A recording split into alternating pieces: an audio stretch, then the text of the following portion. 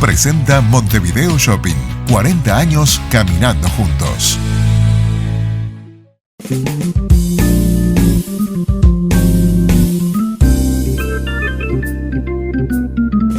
El doctor Pablo Ceaviaga es veterinario especializado en etología clínica con una destacada trayectoria en el estudio del comportamiento animal. Autor de los libros Entiende a tu perro y Entiende a tu gato, combina la práctica clínica con la docencia y la divulgación científica, aportando una mirada integral y accesible sobre el vínculo entre humanos y animales. Lengua larga, doctor Pablo Ceaviaga. La entrevista. Es una alegría poder... Yo vamos a llamarle entrevistar, conversar, aprender contigo nuevamente. ¿Cómo estás? ¿Cómo anda? Para mí, en realidad, yo ya te lo he dicho hace un tiempo en esto de las confesiones que escuchaba... De invierno, confesiones de invierno, ¿viste? sí, que escuchaba una vez en la Feria del Libro, que vos me hacías una nota por el libro, y yo, a vos, para mí tus entrevistas están, o sea, yo le hice una entrevista al Indio Solari, no estoy haciendo un paralelismo, pero me da un placer enorme que vos me invites a que quieras escucharme, para mí es espectacular. Gracias. Así que, acá, a las órdenes. Bueno, yo te hice una invitación muy especial porque quiero que hablemos mucho de perros, por más que algún otro desliz vamos a tener, ¿no? Sí. Abriste un camino muy interesante en aprender más sobre comportamiento animal, como veterinario especializado, ¿no? Sí. Hoy no debes dar abasto, porque hay más perros que personas, más mascotas, ¿no? Sí. Y perros ni que hablar también. Bueno, en realidad sí, hay, por suerte, hasta hace poco, viste, como que había como algunas encuestas de cuánto... Sí. Y yo tengo un amigo que además que trabaja en demografía y en Nacho Pardo, que también estaba en esto de las encuestas del INE, y le preguntaba de alguna manera, che, ¿por qué no se pregunta, viste, si tienen perro o no tienen perro? Y él me decía que en realidad, más allá de que debe haber un montón de motivos, que ahora o me olvidé o desconozco, cuesta mucho hacer las preguntas, ¿no? Y tienen que haber bastantes justificaciones para poder hacerlas, ¿no? Justificativos, o sea, hay un montón de cosas a preguntarle a la sociedad y para poder mejorar y más, en eso van las encuestas.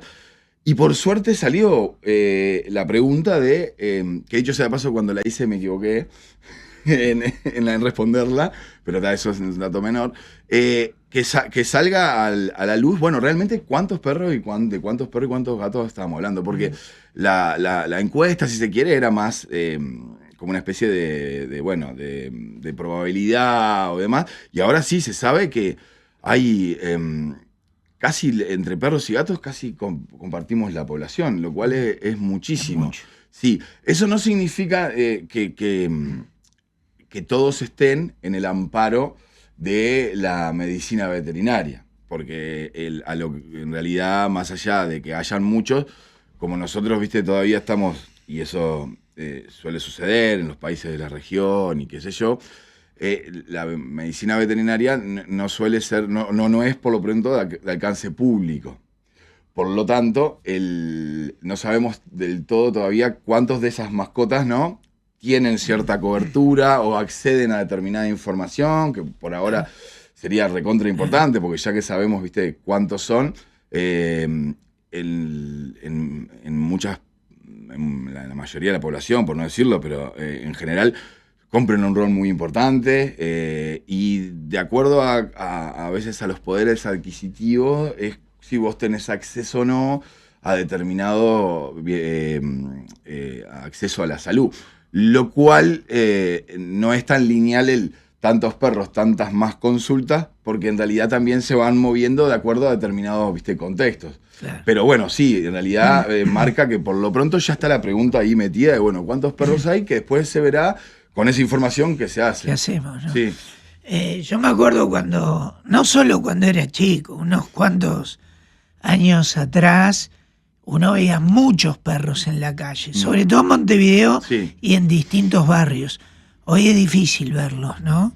No quiere decir que no haya perros todavía sueltos y abandonados. Ok, ¿no? Sí, es verdad. En realidad, nosotros todavía, si bien, por ejemplo, en Chile, que es un país que tiene, no sé, yo tuve la suerte de ir a Chile en el 2012, y no sé si vos habrás ido, Santiago, me llamó mucho la atención la cantidad de perros que no son callejeros, porque ellos los clasifican, viste, distinto. Una cosa es el callejero, que es el perro que tiene, ¿no? Un tutor o un responsable, pero se le abre la puerta y dice, andá a tomar una, hacé lo que quieras y después volvés, ¿no? Como que depende todavía un poco. Y después está el vagabundo, que sí, esos no tienen tutor responsable y demás, y que se desplazan acorde a el acceso al alimento, la posibilidad de subsistir o sobrevivir y demás. Y en esos lugares me acuerdo que era un número altísimo cantidad de perros abandonados. Me acuerdo que era como 4 millones, una cosa así, o de perros vagabundos. Acá, si bien hay, sí, se suelen ver en los lugares de contexto más crítico o en situaciones en lugares más periféricos, y no tanto, o en los balnearios. O en los balnearios, o bueno, peco ahí de no tener los conocimientos de los poblados y demás, porque yo vivía en San Bautista, recuerdo, y estaba el perro de Gustavo, que andaba en la plaza, pero la casa quedaba a 2 cuadras, ¿no? Y hoy volvía solo. Claro.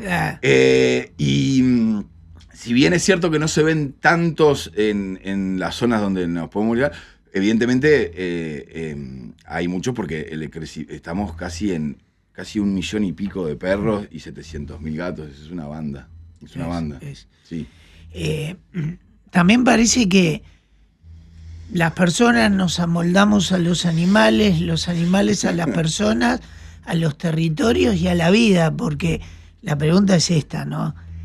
¿Cuántos perros chicos de tamaño deben habitar hoy en departamentos? Como nunca, muchísimos, sí, ¿no? Claro. Hasta antes estaba en algunos prohibido, hoy no. Sí. En realidad ahí como que acompaña la evolución, si se quiere, de las mascotas a lo que es la evolución histórica de la mascota. Esto es, antes del 1900, por ejemplo, en realidad cuando la reina Victoria medio que es una encargada de decir, bueno, en vez de tener perros para la función, y ahí a donde voy es que, bueno, vos podías vivir en determinados lugares y tener perros para alguna función, ¿no? Ya sea territorial, para ganadera, ¿no? Que cuide los rebaños, el ganado, etcétera. Que cuide la finca o la casa o el lugar y demás. Pero a partir del 1900 aparece el concepto de mascota per se, o sea, inclusive a veces seleccionándolos por la belleza, si se quiere. Y esto hizo que haya como un puntapié inicial para que se llene de razas y de tamaños y de cosas totalmente distintas y ya no tan funcionales a lo que en teoría podían llegar a ser. Por lo tanto, si bien es cierto que hoy a mí me ha tocado ir a lugares donde hay perros realmente para laburar y que tienen esa... También hay adentro perros que laburan en las cuestiones emocionales o en las cuestiones... sobre todo emocionales, didácticas, etcétera. Y es como que es muy difícil. De hecho, es más raro que no tengas mascota que tengas, ¿no? Producto de estos números. Pero es cierto que todavía se puede llegar a respetar cierto patrón de la funcionalidad. Vos atendés todo tipo de animales, perros de distintos tamaños, razas. Sí. Vamos a ir a algunos ejemplos. Vamos a ir a esos perros que habitan en departamentos, ¿no? Empezaron a aparecer razas, no sé, yo le digo milenarias porque las vi de niño, ¿no? Sí. Lo que antes llamamos salchicha, que no es el nombre original, ¿no? Como nunca hay ahora también. Sí, también. Y otros chiquitos, ¿no? Sí. Está, antes yo me acuerdo que el pequinés era... Pequinés, ¿no? Ahora ya no hay tanto, está el shih tzu, está el salchicha, pero todos tienen como... en general tienen como un rebrote, ¿no? O sea, vienen, se instalan y esos después... bulldog chiquititos, los ¿cómo bulldog se llama? Francés, ahí está. Todo. Sí, que de hecho es una de las razas que algunos colegas internacionales, ¿no? Están tratando de por lo menos poner un punto ahí, decir, bueno, capaz que no está bueno cruzar y seleccionar, porque el bulldog francés, más allá de que en el aspecto sentimental es intransferible lo que uno puede sentir por un bulldog francés, tiene muchas disfunciones orgánicas producto de la cruza y la selección de acuerdo a. Entonces, en realidad, a veces es como que generamos Y no en una pipeta, sino en los cruces, ¿no? Y buscando esto, ahora buscando esto otro más chiquito, medio tanque, ahora con la nariz un poco más para acá, la cola levantada, etcétera, etcétera, etcétera.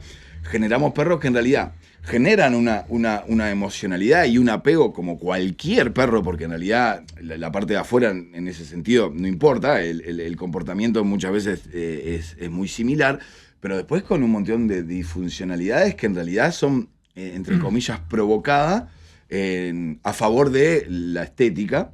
Y en un momento, bueno, se empieza a debatir, che, tenemos que seguir reproduciendo este tipo de caracteres, porque en realidad, además, una vez que llega a tu casa, ya está, Gustavo, o sea, sí. Le abrís la puerta y después, bueno, porque también es cierto esto, que tampoco contamos con mucha información como para saber, che, realmente yo, viste, qué raza, si es que quiero una raza o qué... cuál quiero y cuáles son los pros y los contras, porque en realidad donde uno se nutre de eso son los lugares donde más o menos venden esos animales, entonces no te van a decir, no te van a dar mucha información de acuerdo a los contras, porque en realidad termina siendo también es un negocio. Sí, ¿no? Entonces empiezan a aparecer, desaparecer, razas, también va de acuerdo a la moda, de acuerdo a los dibujitos de turno, aunque parezca, me acuerdo en los 101 Dálmata, explotó. Explotaron los dálmatas. Explotaron los dálmatas. Y ahora encontrar uno, ahora encontrar uno es labura casi como antes, digo, sí. Debe ser de algún bombero que tenía ahí medio que su función ahí en los bomberos, pero es muy difícil y en los 101 Dálmatas explotan. Entonces, de acuerdo a... también es cierto que la información que nos llega ahora es muy distinta. Antes, ponerle a una peli, ahora estás acá haciendo ahí y te quedás mirando un salchicha gracioso y el algoritmo ya dice a este loco le gustan los salchichas y él te empieza a atomizar. Y además después los niños o las personas también empiezan a comparar o a ver conductas de determinada raza y las tratan de llevar a su casa porque, bueno, yo conocí un salchicha que era bueno. Claro. Eso, viste que ahí va, te preguntaba perros chicos en apartamentos, fuimos al tema de las razas. ¿En verdad se los elige porque son chicos para que vivan en apartamentos o porque reúnen cualidades especiales por ser de determinadas razas para vivir con 2, 3 personas, capaz que algún niño? En realidad, a ver, yo considero, lo que pasa es que, por ejemplo, existe en algunos lugares, y acá no debería por qué no existir, a veces las consultas previas, ¿no? Para decir, bueno, más allá de que saquémoslo de que es un ser viviente y demás, ¿no? Pero cuando uno quiere reunir condiciones para tener un auto, bueno, averigua, bueno, el presupuesto, qué necesita, los repuestos, etcétera, etcétera. Hay como un consenso familiar. En esto todavía de las mascotas es como más intuitivo, ¿no? Y más medio que por moda, esto que hablábamos. Por lo tanto, en realidad, sí creo que es como medio como, a veces suena como una obviedad, pero se comporta así, porque la obviedad no necesariamente tiene por qué ser obvio para otro. Las personas que tienen espacios reducidos y horarios quizá muy amplios, suelen acceder a mascotas más pequeñas, que implican menos requerimientos a la hora de el paseo, el desgaste físico, etcétera, etcétera. Pero hay algunos que no, que en realidad, más allá del lugar donde estén, tienen una forma de vida que les permite sacar al perro el tiempo necesario y que en realidad si el perro cumple con las condiciones físicas, ¿no?, inherentes a su especie y a su tamaño, después donde duerma, no es, claro, o sea, si vos tenés un labrador y trabajás en un lugar al aire libre y además tenés posibilidad de sacar al perro y que corra y que en realidad después es ir a dormir. Es cierto que él requiere mucha más energía y demás, pero creo que sí, que hay un patrón que se repite y de hecho en las veterinarias, viste, de los lugares más poblados, los barrios más poblados, llámese acá, suelen haber más razas chicas y en los lugares donde hay casas o los lugares donde hay patio también suele haber razas más grandes. También a veces depende de los propósitos, en algunos lados es más de mascota y para tenerlo, y hay casas, viste, que tenés en el jardín y necesitas tener a un security ahí, ¿no? Por lo menos para que intimide. Yo en el pasado te la hice esta pregunta, pero es ahora, ¿no? Es ahora nuevamente, ¿no? ¿Todos los perros son iguales? ¿O las razas determinan mucho acerca de ellos mismos? Bueno, En realidad, se le podría llamar, o sea, si se quiere, personalidad, pero la personalidad habla de la persona, lo cual excluye a otros animales, ¿no? Pero en realidad va a depender mucho de el temperamento que vaya a tener, va a depender del paquete genético sí que tenga y de los comportamientos que nosotros hemos tratado de influenciar para pues, perros de rastreo, perros de guardia, perros de caza y demás. Pero a su vez hay un temperamento que en realidad es muy maleable para llegar a formar el carácter. No necesariamente la raza en sí va a traer o nos da la seguridad de que se va a comportar de determinada manera y punto. Porque sí ahí tiene que ver con que pueda llegar a tener mayores facilidad, por ejemplo, no sé.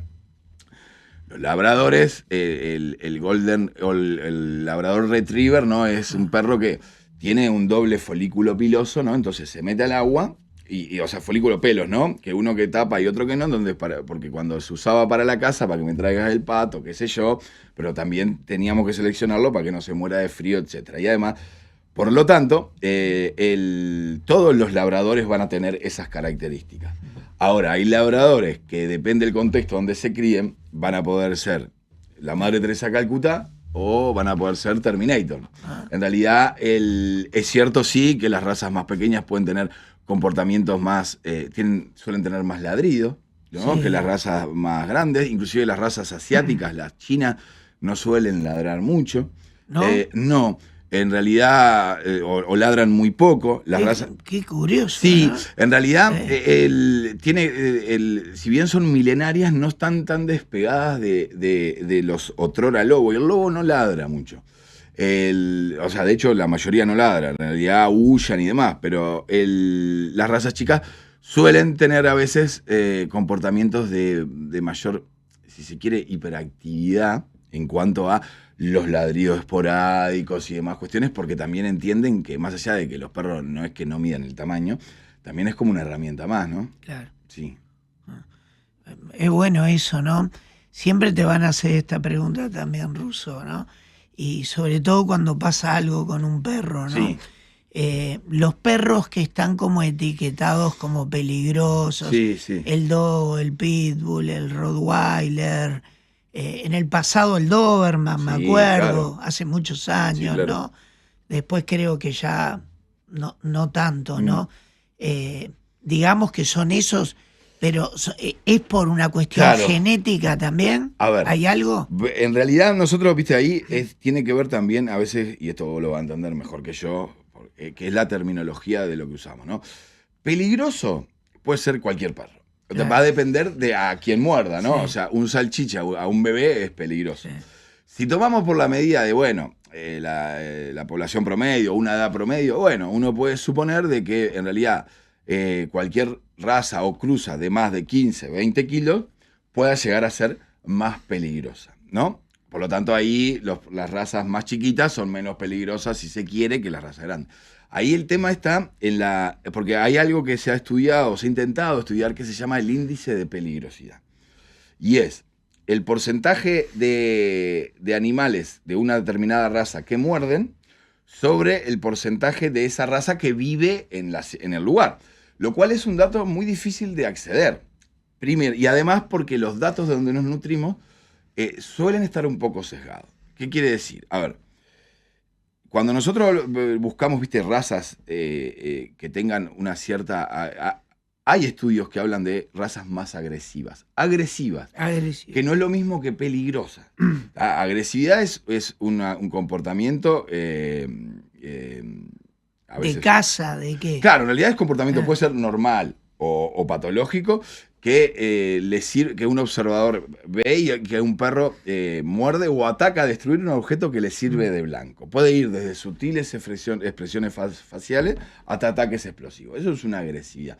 Pues hay que clasificarla en los motivos por los cuales no todas las agresividades tienen el mismo origen, ¿no? Hay agresividades jerárquicas, hay agresividades territoriales, hay agresividades maternas, hay agresividades por proteger un recurso, territoriales, por miedo, en fin.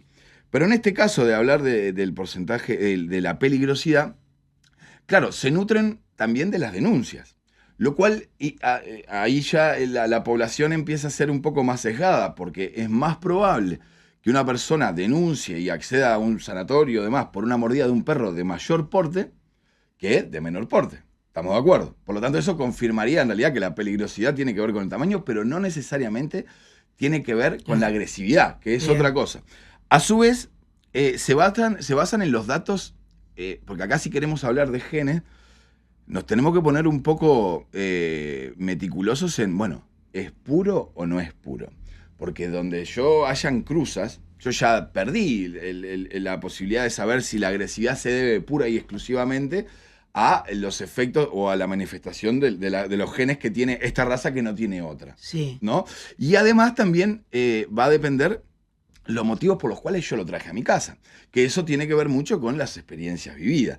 Es más probable que se acceda a determinada raza, ya sea por el porte, por lo que impone, porque está de moda, porque es el boxeador, ¿no? Que está el campeón del mundo ahora, que es más probable que se lo busque para determinadas situaciones de cuidar el terreno, de amedrentar y demás, con lo cual eso implica no sociabilizarlo con todo el mundo, que no tenga acceso a todos los estímulos que corresponden, de forma tal de que cuando hay un estímulo que no corresponde al que yo le enseñé, ¡ping!, ataque, ¿no? Pero eso también tiene que ver con, bueno, de acuerdo a lo que yo traje. Mira, un ejemplo. Los pitbull podrían estar perfectamente, tienen las capacidades para estar en un aeropuerto para encontrar drogas. El problema está que si yo me bajo en un país y hay pitbull, digo, bueno, no, es horrible, pero y esto, que no se enojen las personas que tienen pitbull, porque en realidad quiere decir con que lo que a uno le predispone, pero podría hacerlo perfectamente. Entonces, a la hora y además, no es que ni yo ni lo que se sabe esté negado, ojalá se puedan encontrar genes pura y exclusivamente, ¿no?, que dictaminen la peligrosidad /agresividad para poder suprimirlos, porque hemos hecho tanta cosa, perdón, pero el problema está que desde que el perro nace hasta que ataca, y hay un montón de tesis para hacer de acuerdo por qué mordió, y que no necesariamente lo implica el gen, porque además nos diría, bueno, pero entonces ¿por qué dentro de la misma línea genética? Porque hay perros que no muerden. Si ya está instaurado, ¿no? Ese chip del aire, porque este es bueno. O que te dicen, por ejemplo, tengo un fila que no lo nombré y es buenísimo. Sí. Y también tienen su fama de ojo, ¿no? Pero si viene, viste, por cuestiones pura y exclusivamente, que no se niegan, pero lo que sí trae aparejado a veces esto es que si elaboramos una lista de razas peligrosas, indefectiblemente las que no estén ahí pasan a ser no peligrosas. No, entiendo. Lo cual ese es un problema. Pero algunas de las que nombré están dentro de razas. razas. Sí, pero está el ovejero alemán. El labrador en el mundo también está. Bueno, dentro de los agresivos tenés el cocker, el caniche, el husky siberiano. Acá en Uruguay se hizo un trabajo también, donde también se repiten mucho los mismos patrones de los que sucede en el mundo, y aparecía también el cimarrón uruguayo. Y el problema está que también y esto que vos ahí no es menor, que nombraste al Doberman, como yo me acuerdo, ya cuando yo empecé a estudiar estaba el Rottweiler, ¿no? Que también ahora se nombra menos. El tema es que en realidad no es que creo que haya que evolucionaron a ser buenas personas, buenos animales, sino que también lo que salga en la prensa es lo que uno más o menos consume. Claro. Fíjate que hay 3.000 y pico de mordidas al año en este país, más o menos. Sí. Pero bueno, 4 o 5 que salgan en los diarios o en el informativo de acuerdo a determinada raza, bueno, uno ya ahí lo generaliza. Y ese es un tema, porque tampoco estamos en condiciones de prohibir nada, porque tampoco podemos fiscalizar. Vos, por ejemplo, tomás un cuidado especial frente a algunas razas consideradas agresivas. Sí, o sea, en realidad yo... ¿Qué haces? ¿Cómo te manejas? Bueno, en realidad va a depender, primero, hay una anécdota que no es menor, que en algún momento, como yo me dedico a esto de las cuestiones de comportamiento, me llamaron para ir a ver un perro que tenía agresividad hacia los extraños, ¿no? Hacia las personas que venían. Pero, bueno, más allá de que cuando fui, no tuvo mejor idea la tutora en ese caso de abrir la puerta para demostrarme empíricamente de que así sucedía. Lo cual era un ovejero belga, no me olvido más, que se me paró, ¿no? De dos patas, yo estaba en el sillón y se me paró acá. Y claro, en realidad yo no soy un amansador de fieras, ni mucho menos. Pero sí, más o menos puedo llegar a entender Sabemos que a veces lo que nosotros le queremos transmitir a un perro, para el perro puede ser totalmente todo lo contrario o conflictivo. ¿Qué quiere decir? Que cuando un perro, ¿no? Y en ese caso yo me torcí la cabeza, ¿no? No lo miré a los ojos y el tipo, ¿viste la película Alien? Cuando le sale el cosito chiquito. Bueno, lo tenía acá, ¿no? Yugular, todo. O sea, por suerte sí iba a ser una muerte rápida. Y estuvo. Y la mujer hablaba y yo quieto, pero tratando de suprimir todos mis instintos de supervivencia, obviamente, ¿no? Y en un momento el tipo se baja y la tipa lo guarda y me dice, ¿ves? Así actúa. Y yo ya estaba blanco, ¿no? Bueno, no, después más allá. Ahora, ¿qué me diferencia de alguna otra persona? Bueno, por ejemplo, cuando nosotros vemos, viste, que los perros pueden oler el miedo, ¿no? Sí. Ahí va. ¿Es una creencia o es un hecho en realidad, real? Claro, a ver, nosotros sabemos que los perros pueden oler un montón de cosas, ¿no? O sea, de hecho, lo usamos gran parte de... Olfato superlativo, ¿no? Olfato, pero de manera que nosotros no podríamos ni entender. De hecho, en esto de los rastreos y demás, ¿no? En las huellas y demás, hasta pueden saber, viste, la concentración de moléculas que está en ese momento, y si en este lugar hay un poquito más que en este otro lugar, bueno, se fue para este lado, porque hay más concentración para este lado. Siguen el rastro de acuerdo a la concentración molecular. Tienen un epitelio, el epitelio, ¿no? Como una zona encargada con receptores olfativos, el triple que nosotros, pero además tienen la posibilidad de que, viste, que a la exhalación, a la inhalación también pueden oler. Y además tienen un órgano que se llama vómero nasal, que es distinto al órgano olfativo, que también ayuda, en fin, pueden oler un montón de cosas. De hecho, muchas funciones que tiene el perro, desde la detección de determinadas situaciones hasta cuestiones médicas que ahora están empezando a aparecer, tienen que ver con el olfato, no importa. El tema está en que, en realidad, las especies, en general, no se pelean porque sí. Tiene un costo biológico muy grande pelearse.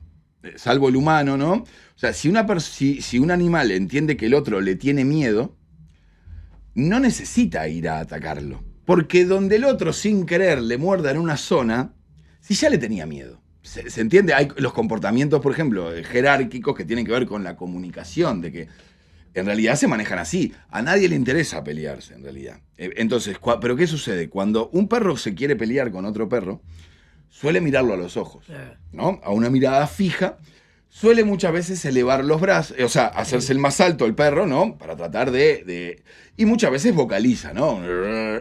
Cuando una persona le tiene miedo, lo primero que hacemos es mirar al perro, porque yo quiero ver de dónde viene la piña, ¿no? O sea, lo miro a los ojos. Ya para el perro es, bueno, me está mirando a los ojos. O sea, en mi especie eso significa, por lo menos, salir afuera.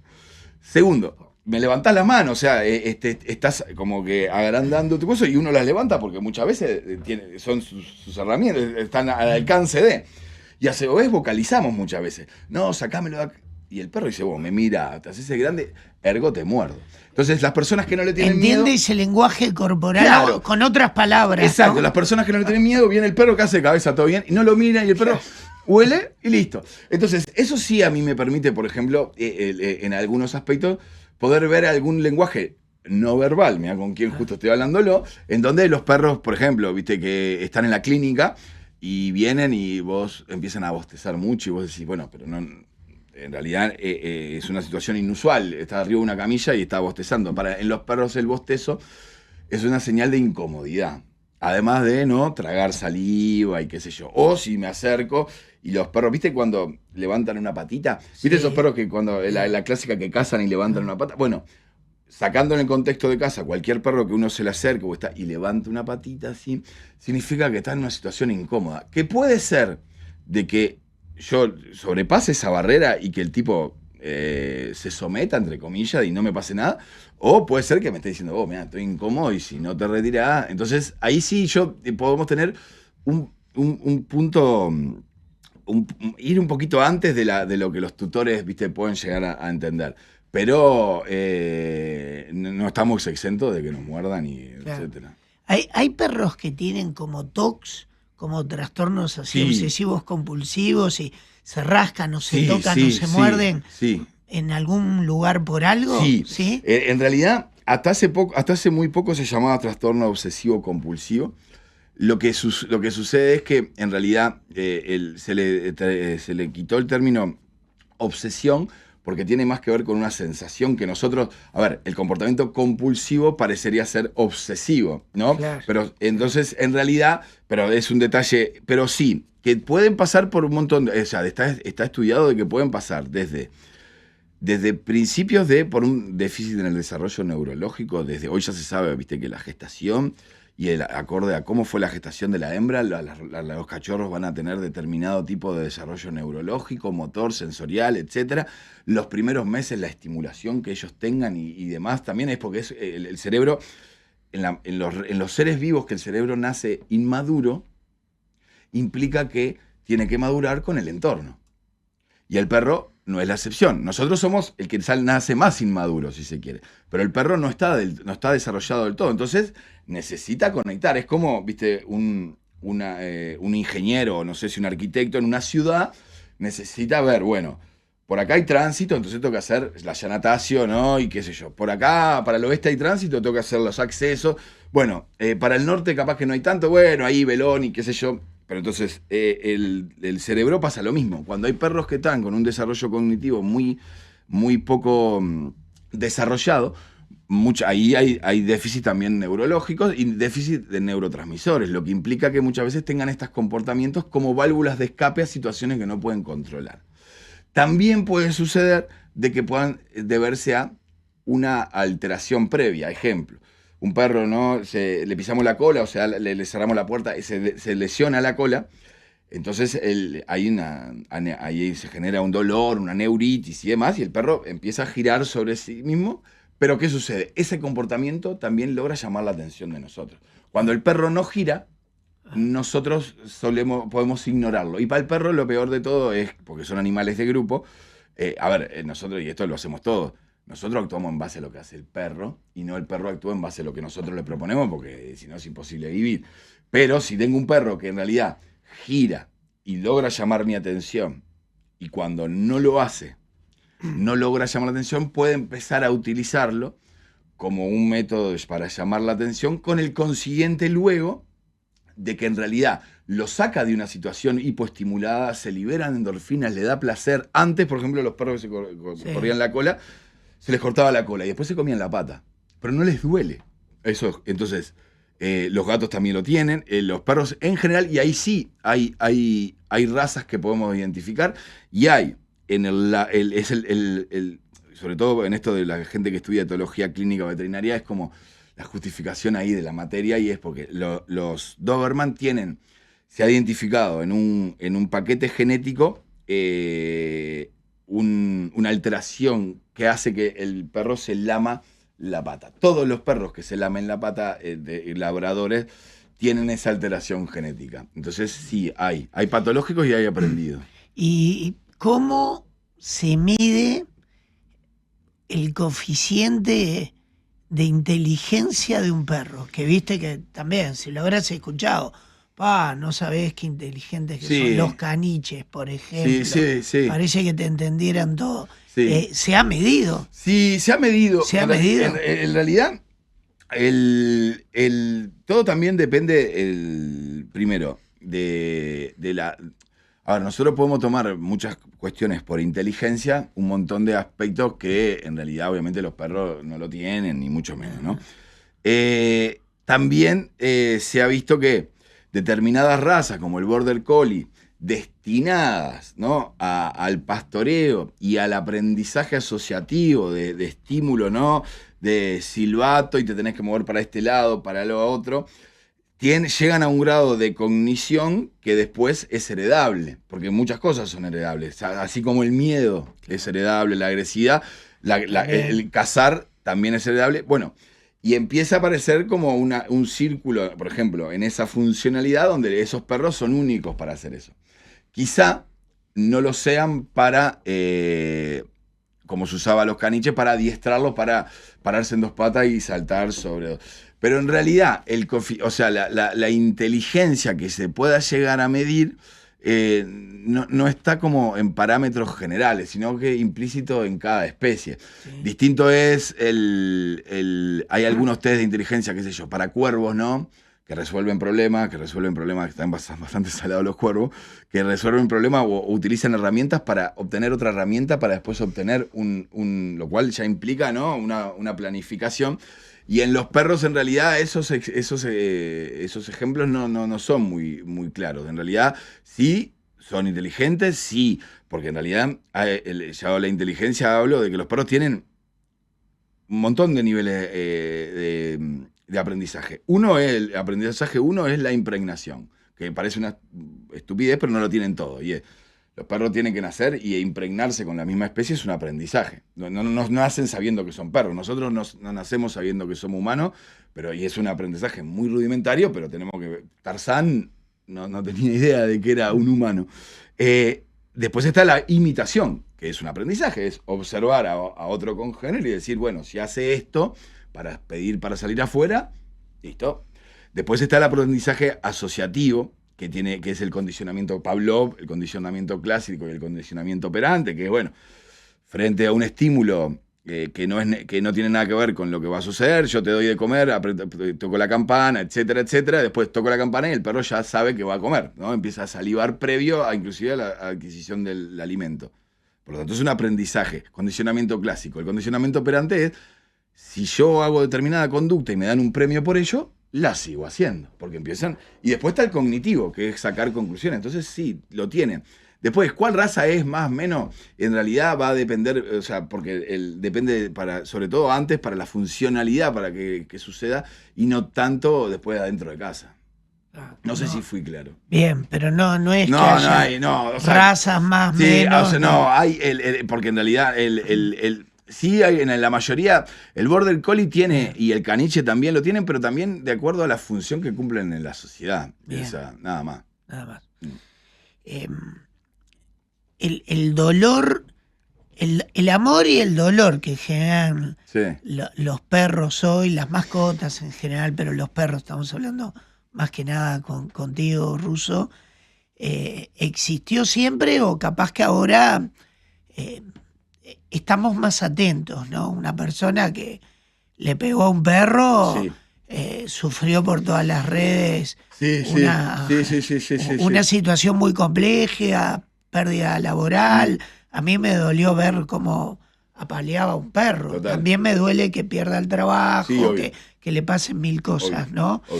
¿Qué te parece que está pasando con la relación nosotros, humanos, hombres... como lo quieres abordar, perros? Bueno, en principio, a ver, nosotros, y esto con el amor y el hoy en día, nosotros podemos llegar a ir en el tiempo atrás, inclusive a la domesticación o al vínculo que tenía el perro con nuestros antepasados, porque se encuentran tumbas de personas y perros, ¿no? Que ya, para nuestros antepasados, hace 15.000, 20.000 años, que los rituales, ¿no?, de muerte, con todo lo que sabemos que eso se implicaba, bueno, y involucrar además a una mascota, ya en principio uno podría decir que es un acto por lo menos de cotidianidad, si se le quiere llamar a amor o filiativo. Estamos compartiendo, ¿no?, este lugar con esta especie. A mí me parece, y esto en realidad no creo que lo pueda probar de muchas maneras, pero sí en cuanto a la repetición de muchos justificativos por los cuales queremos más a las mascotas, tiene que ver con la desilusión del ser humano y las cuestiones que empiezan a pasar y vemos, ya sea en el ámbito individual o en el ámbito colectivo, que te frustran todo el tiempo como especie.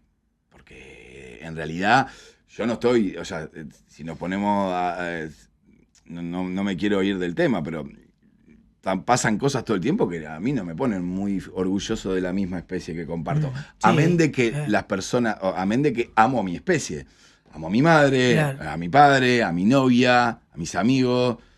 Entonces creo que sí está pasando de que cuando a veces en la vida o el mundo te da ciertos ribetos, te da ciertos golpes, bueno, al lado tenés a un bichito, y esto no es despectivo, sino que es más cariñoso la palabra bichito, porque también me tengo que cuidar porque he dicho bicho en algunos lugares y ya parece una falta de respeto, ¿no? Entonces, al contrario, pero bueno, más allá de ese detalle es que ve el mundo de otra manera, que se vincula son animales de grupo, necesariamente de grupo, que no pueden vivir, viste, de forma individual, que necesitan conductas filiativas conductas para mejorar los vínculos todo el tiempo, justamente con los juegos.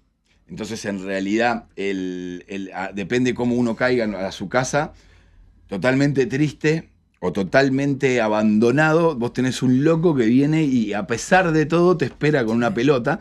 Y bueno, eso en realidad es una carga emotiva que es muy difícil de extraer de cualquier persona. A su vez, creo que sí está pasando de que cuando a veces en la vida o el mundo te da ciertos ribetos, te da ciertos golpes, bueno, al lado tenés a un bichito, y esto no es despectivo, sino que es más cariñoso la palabra bichito, otra población humana, ¿no? Entre nosotros, hace de que, bueno, ahí nos paremos de punta, a su vez con mayor información, porque nosotros en los 80, Gustavo, un perro ahora vive el doble que en los años 80. Claro. Entonces hemos llegado a que ya, por ejemplo, inclusive los veterinarios en el mundo, ¿no?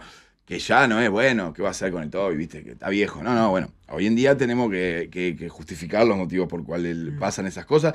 Hay momentos que hemos actuado bien, mal o regular, y en realidad que le sucedan cosas a un animal a determinada edad, hoy en día ya no es propio de la edad, porque en realidad le hemos duplicado. Entonces también creo que en eso juega mucho, porque yo te contaba, Frida, que fue mi perra, vivió 15 años conmigo, ¿no? Entonces, si vos vas para atrás, a mí en 15 años, me pasaron cosas así. Se murió mi vieja, me peleé con alguna novia, mi viejo, etcétera, habré agarrado algún laburo, habré perdido otro.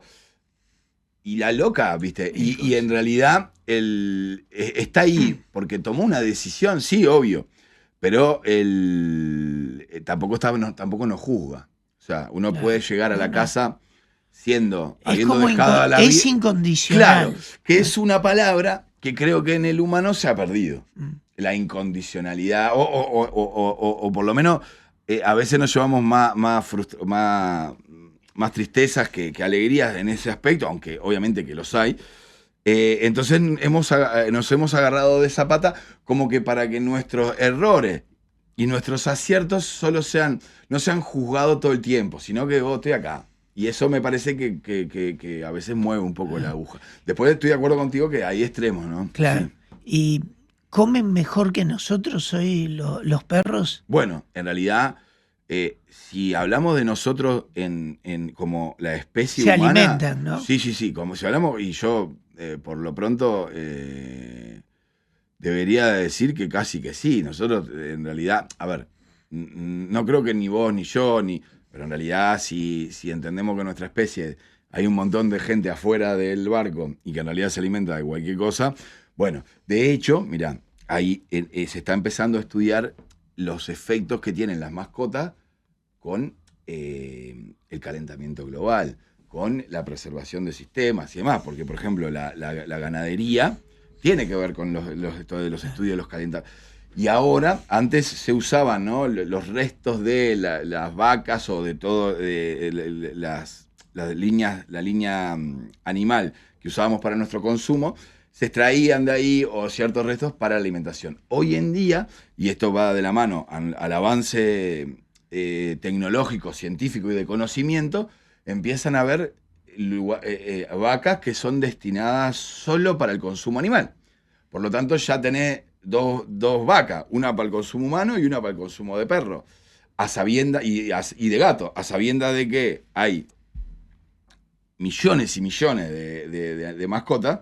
Se empieza a ver de que está alterando de alguna manera, obviamente que la mayor responsable somos nosotros, pero ya los que se encargan de medir esos cambios incorporaron a estos animales. Por lo tanto, en muchos aspectos sí comen mejor. Bueno, está mucho más estudiado. O sea, son raciones, yo no sé realmente si vos o yo, por lo menos yo, no tengo muy claro cuánto tengo que comer de proteína, de cosas, claro. Yo como, y después vamos viendo que en los perros ya está como más estipulado o encasillado, lo cual hace de que... y un porcentaje muy grande tienen raciones dentro claro, de... Sí, hay de todo. Lo que ve, hay de todo, claro, ya sé. Sí. Pero en el pasado era los huesos y lo que viniera. Total, ¿no? El tema es que en el pasado es, bueno, sí, pero yo no sé cuánto vivía tu perro. ¿Se entiende? Yo, por eso, claro, sí, yo, sí, por sí. ejemplo, en realidad vos decís, bueno, ahora los perros necesitan ración de cachorro. No, a ver, vos le podés dar carne con hueso triturada por la madre. El tema es que yo no sé cuántos te llegan a la edad adulta, porque convengamos que sigue siendo una especie que cuando una especie que al gestar da una camada de 4, 8, 10, da la posibilidad de que en realidad muchas no lleguen. Claro. ¿Se entiende? En esta hora llegan todas, pero en realidad, sí, antes comían eso y les iba bastante bien, pero en realidad es tu perro, o sea, yo me tengo que amoldar a lo que es, porque donde le pase algo con un hueso, estaría haciendo mala praxis en realidad. Pero sí, están comiendo cada vez mejor, de hecho está relacionado con el avance, con el aumento de su edad, ¿no? Hay ahí algunas asteriscos sobre, bueno, deberían de volver a comer la dieta natural. Sí. Que el problema es que los perros no son naturales. Bien. O sea, la naturaleza no tiene nada que ver con los perros. O sea, no se puede pretender que los perros coman de forma natural cuando en realidad es una especie doméstica. Porque no, a veces eso conlleva, Gustavo, a que gastemos o nos pongamos muy mal de manera bastante errónea en cómo alimentamos o no a la mascota, nos carguemos de culpa cuando en realidad todavía no existe estudios que digan que si vos no le das determinada comida pueda vivir más o menos. Entonces a veces hay que decir, hay comidas y comidas, sí, obvio, como en las personas, pero todavía no se sabe a ciencia cierta si yo vuelvo a darle a un perro lo que comía cuando era lobo vive más, porque no hay manera. Claro. Porque no es un lobo. Sí, estará acomodándose la vida de los mascotas a la nuestra, que una compañera de trabajo me decía, yo tengo tenencia compartida con mi perro. Me ha pasado. Y yo le preguntaba, ¿y cómo la viven ellos? Sí. Ellos se van con él, están locos de la vida, me reciben a mí, van conmigo otra semana, están locos de la vida. Sí. En eso es muy diferente el perro al gato, por ejemplo. Total. ¿No? Nosotros, ahí cuando fui a estudiar a Argentina, en esta especialidad, si se quiere, a profundizar conocimientos ahí, mantenemos ahí un grupo de WhatsApp, ¿no? Y aparecen este tipo de preguntas, ¿no? Onda, ¿qué pasa con esto? Claro, está con Gustavo lunes, miércoles, viernes, y está con el ruso martes, jueves y sábado. Y muchos perros se adaptan perfectamente. En realidad la viven bárbaro y muchas veces también, y acá en realidad es cuando nosotros decimos, bueno, a ver, la función del veterinario no es ser el abogado solo del perro, ¿no? O sea, no somos abogados, sino que también es mejorar el vínculo que la persona tiene con la mascota que corresponda. Ya sea en la salud, pero también en el relacionamiento. Y no podría yo decir, no, mira, se tiene que quedar solo en una casa, porque no tengo, pruebas que confirmen de que sería más beneficioso en perros. Porque además también, le estoy moviendo los sentimientos al que no puede tener acceso. Es como que yo sea el juez, ¿no?, de esta tenencia compartida, lo cual no. Los perros pueden perfectamente, en realidad se adaptan. Los gatos es más complicado. Porque el gato, y esto que voy a decir, yo que sé que trae... No va a traer nada, porque la gente, me conocen y sabe, pero al gato le interesa mucho más dónde vivo, primero que con quién vivo. Más allá de que después la gente que tiene gatos, yo ahora mi novia tiene gatos y estoy entrando a vivir, de nuevo con ellos, y son bravos para conquistarlos, pero son increíbles y han logrado esto otro que es perdón, no sé si se puede decir, pero anda, mueve el culo para que te quiera. O sea, no te voy a entrar la pelotita, o sea, esto que hablamos hoy, ¿no? Tipo, vení vos si querés. Bueno, y eso a nosotros también nos genera, es como en algún lugar escuché, tipo, si tenés una persona que tiene la autoestima muy por el piso, nunca le aconsejes que se adopte un gato. Porque hasta llega a su casa y tampoco nadie le viene a dar. Si tiene autoestima por el piso, un perro. Si tiene el ego muy grande, un gato. Cosa que se llega a la casa y ¿no? Baja a tierra, amigo. O sea, el gato, pero el gato, si lo movemos de territorios, la pasa bastante mal. No te voy a comprometer con esto, es un juego. Diga. Yo he escuchado gente que tiene perros, he escuchado en la calle Ramón, Poppy, Floppy, José, Juan, nombres de los más variados de personas o apodos. Sí. Tendencia también, porque antes tenían otros nombres los perros, ¿no? Sí. Yo comparo el antes con el ahora para ver cómo cambia a mí me pasó, la situación. En realidad, que para ¿Qué mí fue lo que más te encontraste ahí? Bueno, en una ¿Algún serie... ruso te encontraste por el camino? No. Me encontré... Sí, sí. ¿Sabes dónde? En el... perros, mirá, por lo menos en estos eran en 3 lugares distintos. Uno era un gato. Pero en el formato mundial 2010, Russo Pérez. Onda, el perro era, viste, uno roto, o sea, a veces era, o sea, son adoptados, entonces lo que uno ve más o menos, Russo encontré. Me acuerdo que había una serie argentina, yo no sé si el nombre era Lola, o Lola era la protagonista. Sí. Que Lola después se llenó. Sí, se llenó después, obviamente que siempre hay vínculos con el fútbol y demás. Después, últimamente, se linkean con las series. Ragnar, Floki, Helda, Freya, Odín, vos si viste Vikingo, ¿no? Después Kaleya, que tipo de Game of Thrones. Y yo en un momento me empecé a dar cuenta que, tipo, cuando preguntaba, ¿y este nombre qué significa? En realidad lo que significaba que yo estaba ignorando lo que estaba pasando, ¿no? En el mundo de...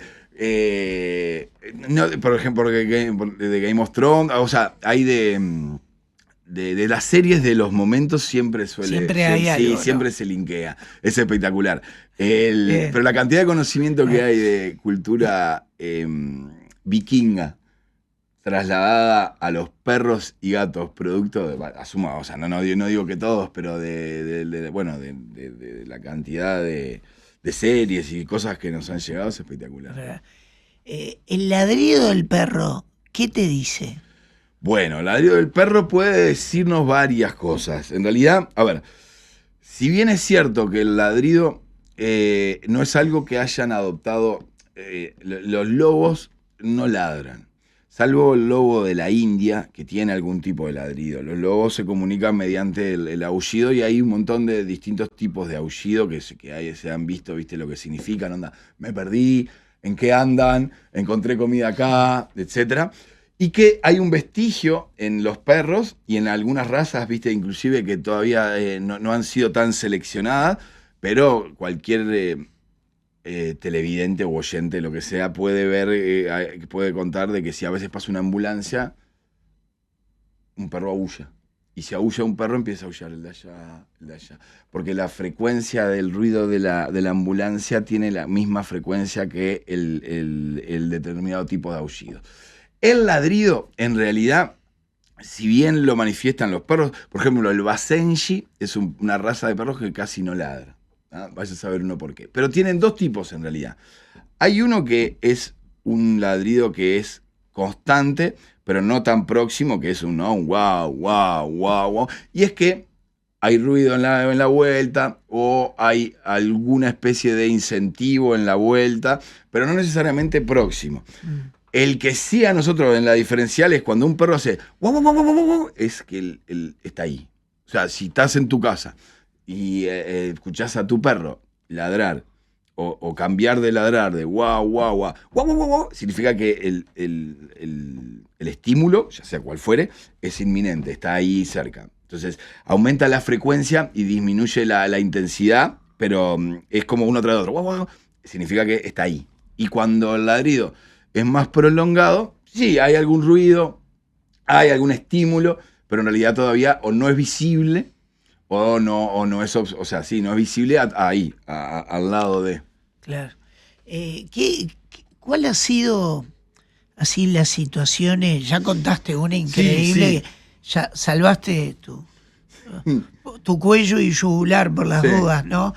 Te has encontrado también perros de todos los tamaños. Yo he llegado a ver más de un San Bernardo y me costó creer que sobrevivieran al clima, pero sí, están lo más bien, ¿no?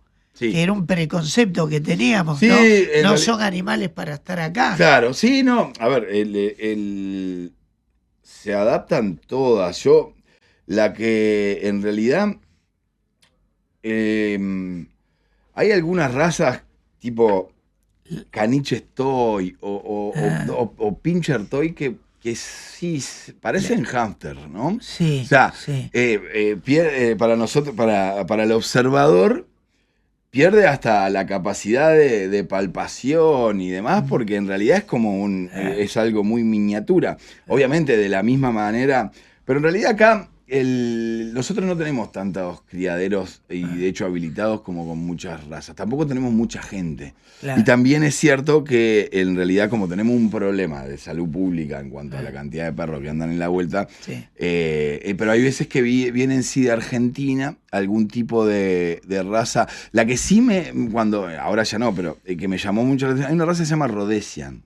¿Está? No conozco. Que, bueno, tiene como característica, más allá de algunas otras, tiene como una especie de nudo en el pelo, como un rulo, ¿viste? Cuando esas personas que a veces tienen un jopito acá. Sí. Bien, lo tiene a lo largo de toda la cabeza, el cuello. No, lo tiene desde el cuello hasta la cola.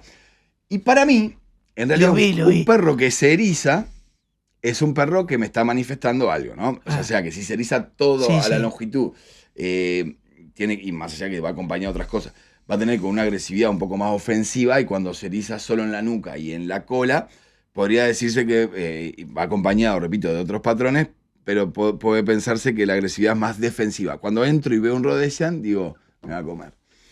Hasta que y esto hace muchos años, hasta que me dijeron, no, mirá, la raza es así. Digo, disculpa, perdón, pensé que lo estaba estigmatizando. Porque, claro, no había visto nunca uno que está erizado sin necesidad de. Claro. Más allá que después lo mirás bien, pero al principio tiene un color muy medio marroncito, pelo muy cortito y se ve claramente esa línea. Vos decís, me va a comer, pero no. ¿Qué importancia tienen las distintas ONG, organizaciones, Animales Sin Hogar, Plataforma Animalista, en que tengamos otra conciencia de lo que está pasando con los perros, animales, gatos, caballos? A mí me parece que en realidad, si hay algo que todavía está más o menos encauzado, por lo menos, no digo la palabra no es encauzado, pero si se ha podido contener, son gracias a ellos. Nosotros, el Estado, y no hablo de partidos políticos, hablo del Estado, en general ha salido de este juego hace muchísimo tiempo.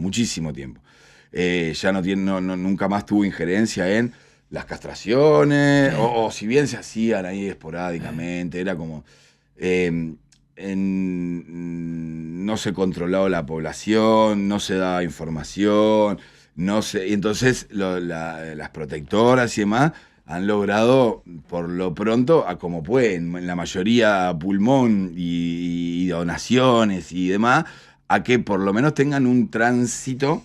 Perros que son, viste, lo horrible, ¿no? Los NN, no existen, ¿no? Claro. Lo cual tiene un papel recontra importante. Claro.